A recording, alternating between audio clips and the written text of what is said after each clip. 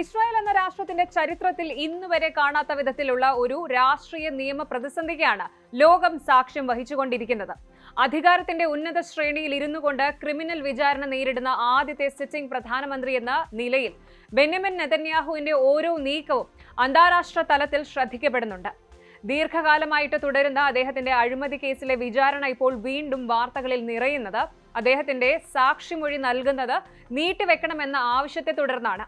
ഈ ആഴ്ച ഇസ്രായേലിൽ നിന്ന് വാർത്തകൾ ലോകത്തെ ഞെട്ടിക്കുന്നതായിരുന്നു. തന്റെ വിചാരണയിൽ മൊഴി നൽകുന്നതിൽ നിന്ന് നെതന്യാഹുവിനെ ജെറുസലേം ഡിസ്ട്രിക്ട് കോടതി താൽക്കാലികമായിട്ട് ഒഴിവാക്കിയിരിക്കുകയാണ്.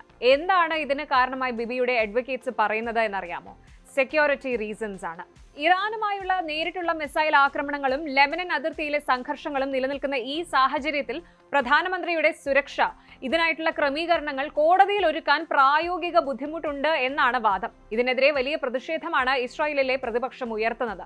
യുദ്ധം ഒരു എക്സ്ക്യൂസ് ആയിട്ട് ബിബി ഉപയോഗിക്കുകയാണ് എന്നാണ് അവർ ആരോപിക്കുന്നത്. പക്ഷേ കോടതിയുടെ തീരുമാനം നെതന്യാഹുവിന് താൽക്കാലിക ആശ്വാസം നൽകിയിരിക്കുകയാണ്. നെതന്യാഹുവിന്റെ വിചാരണ നീട്ടിവെക്കാനുള്ള തീരുമാനം വെറും ഒരു സാങ്കേതികമായ മാറ്റമല്ല. സുരക്ഷാ നയതന്ത്ര കാരണങ്ങൾ ചൂണ്ടിക്കാട്ടിയാണ് പ്രധാനമന്ത്രിയുടെ ഓഫീസ് ഇത്തരമൊരു ആവശ്യം ഉന്നയിച്ചിരിക്കുന്നത്. ഇസ്രായേലും ഇറാനും തമ്മിലുള്ള യുദ്ധസമാനമായ സാഹചര്യം നിലവിൽ നിൽക്കുന്ന ഈ ഒരു വേളയിൽ പ്രധാനമന്ത്രിയുടെ മുഴുവൻ ശ്രദ്ധയും രാജ്യരക്ഷയിലായിരിക്കണമെന്ന വാദമാണ് പ്രതിഭാഗം കോടതിയിൽ ഉയർത്തിയത്. സീൽ ചെയ്ത കവറിൽ സമർപ്പിച്ച അതീവ രഹസ്യമായ വിവരങ്ങൾ പരിശോധിച്ച ശേഷമാണ് ജെറുസലേം ഡിസ്ട്രിക്ട് കോടതി ജഡ്ജിമാരായ റിഫ്ക ഫ്രീഡ്മാൻ, ഫെൽമാൻ, മാഷെ ബാരം, ഓഡഡ് ഷഹാം എന്നിവർ നെതന്യാഹുവിന്റെ മൊഴി മാറ്റിവെക്കാൻ തീരുമാനിച്ചത്. എന്നാൽ നിയമവ്യവസ്ഥയുടെ അന്തസ്സും പൊതു താൽപര്യവും സംരക്ഷിക്കുന്നതിനായിട്ട് വിചാരണ പൂർണ്ണമായും നിർത്തിവെക്കാൻ കോടതി തയ്യാറല്ല. പകരം മറ്റ് സാക്ഷികളെ വിസ്തരിക്കാൻ കോടതി ഉത്തരവിട്ടിട്ടുണ്ട്. ഈ കേസിന്റെ അന്തർധാര പരിശോധിക്കുമ്പോൾ നെതന്യാഹു നേരിടുന്ന ആരോപണങ്ങൾ എത്രത്തോളം ഗൗരവകരമാണ് എന്ന് വ്യക്തമാകും. നെതന്യാഹുവിനെ കുടുക്കിയ കേസുകൾ വെറും ഒരു സാമ്പത്തിക ആരോപണമല്ല. അത് ഭരണസ്ഥിര കേന്ദ്രങ്ങളെ തന്നെ പിടിച്ചുലയ്ക്കുന്ന വമ്പൻ സ്രാവുകളുടെ കഥയാണ്.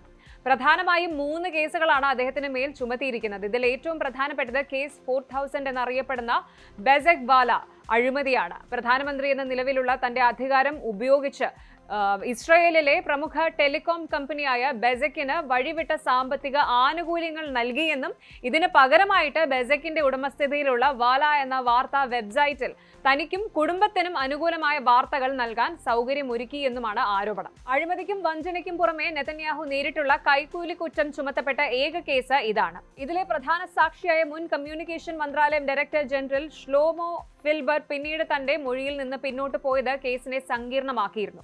ഇപ്പോൾ അദ്ദേഹത്തിന്റെ ഭാര്യ ഇലാനഡ് ഫിൽബറെ സാക്ഷിയായി വിസ്തരിക്കാനാണ് കോടതിയുടെ തീരുമാനം. മറ്റ് 2 കേസുകളായ കേസ് 1000, കേസ് 2000 എന്നിവയും അധികാര ദുർവിനിയോഗത്തിന്റെ ഞെട്ടിപ്പിക്കുന്ന കഥകളാണ് പറയുന്നത്. ലോകപ്രശസ്ത ഹോളിവുഡ് നിർമ്മാതാവ് അർണോൺ മിൽട്ടൺ, ഓസ്ട്രേലിയൻ ശതകോടീശ്വരൻ ജെയിംസ് പാക്കർ എന്നിവരിൽ നിന്ന് ഏകദേശം $2 ലക്ഷം മൂല്യമുള്ള ആഡംബര സമ്മാനങ്ങൾ കൈപ്പറ്റി എന്നാണ് ഒന്നാമത്തെ കേസ്. വിലപിടിപ്പുള്ള സിഗറുകൾ, അതുപോലെ പിങ്ക് ഷാമ്പെയിൻ, ആഭരണങ്ങൾ എന്നിവയ്ക്ക് പകരമായിട്ട് ഇവരുടെ വിസ സംബന്ധമായ കാര്യങ്ങളിലും നികുതി ഇളവുകളിലും നെതന്യാഹു ഇടപെട്ടതായിട്ട് പ്രോസിക്യൂഷൻ ആരോപിക്കുന്നു. കേസ് 2000 എന്ന രണ്ടാമത്തെ കേസ് വളരെ വിചിത്രമാണ്. മാധ്യമങ്ങളെ സ്വാധീനിക്കാനുള്ള ശ്രമവുമായി ബന്ധപ്പെട്ടതാണ് ഈ ഒരു കേസ്. രാജ്യത്തെ പ്രധാന പത്രമായ യെദിയോത്ത് അഹറനോത്ത് ഉടമയുമായി നടത്തിയ ചർച്ചയിൽ തന്റെ സർക്കാരിനെ അനുകൂലമായി ചിത്രീകരിച്ചാൽ അവരുടെ എതിരാളികളായ പത്രത്തെ തളർത്തുന്ന രീതിയിലുള്ള നിയമനിർമ്മാണം നടത്താമെന്ന് നെതന്യാഹു വാഗ്ദാനം നൽകിയതായിട്ടാണ് റിപ്പോർട്ടുകൾ. അധികാരത്തിലിരുന്ന് മാധ്യമങ്ങളെ തന്റെ താൽപര്യത്തിനനുസരിച്ച് മെരുക്കാൻ ബിബി ശ്രമിച്ചു എന്നതാണ് ഇതിലെ കുറ്റം. നെതന്യാഹുവിന്റെ ഈ വിചാരണ നീട്ടിവെക്കൽ നീക്കങ്ങൾക്കെതിരെ രാജ്യത്തിനകത്ത് വലിയ പ്രതിഷേധങ്ങളാണ് ഉയരുന്നത്. യുദ്ധം ഒരു മറയാക്കി അഴിമതി കേസുകളിൽ നിന്ന് രക്ഷപ്പെടാനാണ് പ്രധാനമന്ത്രി ശ്രമിക്കുന്നതെന്ന് അദ്ദേഹത്തിന്റെ വിമർശകർ വാദിക്കുന്നുണ്ട്. വിചാരണ വൈകിപ്പിക്കുന്നത് നീതിന്യായ വ്യവസ്ഥയുടെ വിശ്വാസ്യതയെ തകർക്കുമെന്നും കോടതിയുടെ കലണ്ടർ അനുസരിച്ച് പ്രധാനമന്ത്രി തന്റെ സമയം ക്രമീകരിക്കണമെന്നുമാണ് പ്രോസിക്യൂഷൻ നിലപാട്. എന്നാൽ ഇസ്രായേൽ നേരിടുന്ന അസാധാരണമായ സുരക്ഷാ ഭീഷണികൾ കണക്കിലെടുക്കുമ്പോൾ പ്രധാനമന്ത്രിക്ക് കോടതിയിൽ ഹാജരാകുന്നത് പ്രായോഗികമല്ലെന്ന് അദ്ദേഹത്തിന്റെ അനുയായികൾ പറയുന്നു. ഈ തർക്കങ്ങൾക്കിടയിലാണ് തനിക്ക് മാപ്പ് നൽകണമെന്ന ഔദ്യോഗിക അപേക്ഷ നെതന്യാഹു സമർപ്പിച്ചത്. രാജ്യത്തിന്റെ നിലവിലെ സാഹചര്യം കണക്കിലെടുത്ത് വിചാരണ അവസാനിപ്പിക്കേണ്ടത് അനിവാര്യമാണ് എന്നാണ് അദ്ദേഹത്തിന്റെ വാദം. ഈ ഒരു നിയമ പോരാട്ടം കേവലം ഒരു വ്യക്തിയുടെ നിലനിൽപ്പിന് വേണ്ടിയുള്ളതല്ല, മറിച്ച് ഇസ്രായേലിന്റെ ജനാധിപത്യ മൂല്യങ്ങളുടെ പരീക്ഷണം കൂടിയാണ്. ഒരു വശത്ത് രാജ്യത്തിന്റെ നിലനിൽപ്പിനായുള്ള യുദ്ധം നയിക്കുന്ന ഒരു നേതാവ്, മറുഭാഗത്ത് ഗുരുതരമായ അഴിമതി ആരോപണങ്ങൾ നേരിടുന്ന ഒരു പ്രതി. ഈ രണ്ട് വേഷങ്ങളും ഒരേ സമയം കൈകാര്യം ചെയ്യുന്നത് ഇസ്രായേലി സമൂഹത്തിൽ വലിയ ചേരിതിരിവ് ഉണ്ടാക്കിയിട്ടുണ്ട്. യുദ്ധം അവസാനിപ്പിക്കണമെന്നും പ്രധാനമന്ത്രി രാജിവെക്കണമെന്നും ആവശ്യപ്പെട്ട് തെരുവിലിറങ്ങുന്ന ജനങ്ങൾ ഒരു വശത്ത്, അദ്ദേഹത്തെ രാജ്യത്തിന്റെ രക്ഷകനായി കാണുന്നവർ മറുവശത്ത്. നിയമവാഴ്ചയും രാഷ്ട്രീയ അധികാരവും തമ്മിലുള്ള ഈ ഏറ്റുമുട്ടൽ ഏത് രീതിയിൽ അവസാനിക്കുമെന്ന് ലോകം ഉറ്റുനോക്കുകയാണ്. സത്യസന്ധതയും സുതാര്യതയും ജനാധിപത്യത്തിന്റെ നെടും തൂണുകളാണെന്നിരിക്കെ ഒരു ഭരണാധികാരി നേരിടുന്ന ഇത്തരം ആരോപണങ്ങൾ ഗൗരവകരമായ ചർച്ചകൾക്ക് വഴി തുറക്കുന്നു. വിചാരണ വൈകുന്നത് നീതിയുടെ പരാജയമാണോ അതോ രാജ്യത്തിന്റെ സുരക്ഷ മുൻനിർത്തിയുള്ള അനിവാര്യമായ ഒരു വിട്ടുവീഴ്ചയാണോ എന്നത് വരും ദിവസങ്ങളിൽ കോടതിയും ജനങ്ങളും വിലയിരുത്തും.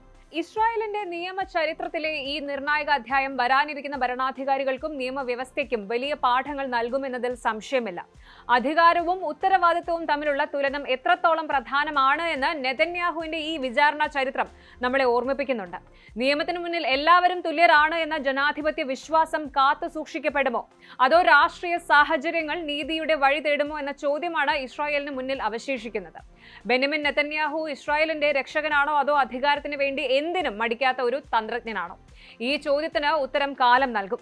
വിചാരണ വൈകുന്നത് നീതിയുടെ പരാജയമാണ് എന്ന ഒരു വിഭാഗം കരുതുമ്പോൾ, യുദ്ധകാലത്ത് രാജ്യത്തെ നയിക്കുന്ന നേതാവിന് ഇത്തരം ഇളവുകൾ അത്യാവശ്യമാണ് എന്ന് ബിബിയുടെ അനുയായികൾ വാദിക്കുന്നു. ഒന്നുറപ്പാണ്, ജെറുസലേം കോടതിയിൽ നിന്ന് വരുന്ന ഓരോ വിധിയും ഇസ്രായേലിന്റെ അതിർത്തികളെക്കാൾ കൂടുതൽ ഈ രാഷ്ട്രത്തിന്റെ തന്നെ ജനാധിപത്യ മൂല്യങ്ങളെ സ്വാധീനിക്കും.